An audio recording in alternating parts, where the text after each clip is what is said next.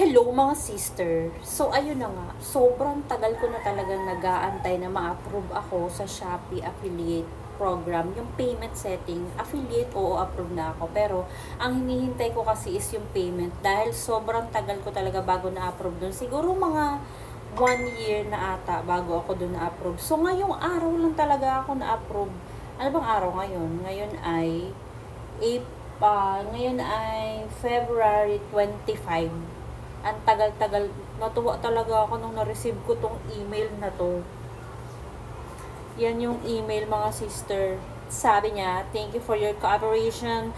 Please check your review results. Glad to tell you that your tax information has been approved according to Philippine tax law. O, diba? Ang tagal ko tong hinantay. Mahigit 1 taon na yata ako ditong nagpa-approve lagi sa kanya. Sobrang tagal as in talaga. Siguro wala pa namang 1 taon, basta more than 8 months na ako nagpapa-approve.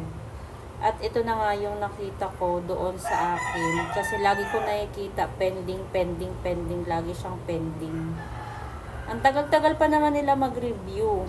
Mahigit 1 buwan silang nagre-review. So, I'm so glad na ito na yung nakita ko.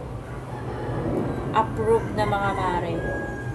Ngayon, ang iniisip ko naman is ano nang next na gagawin ko dahil approved na nga ako dito sa payment. Your submission has been approved. Will take effect on March 3. Oh! Sa March 3 pa pala siya magte-take effect. So, hihintayin ko sa March 3 kung papasok na ba sa C-Bank account yung aking commission. So, abangan nyo na lang yan. Yun na lang muna ngayon. Bye!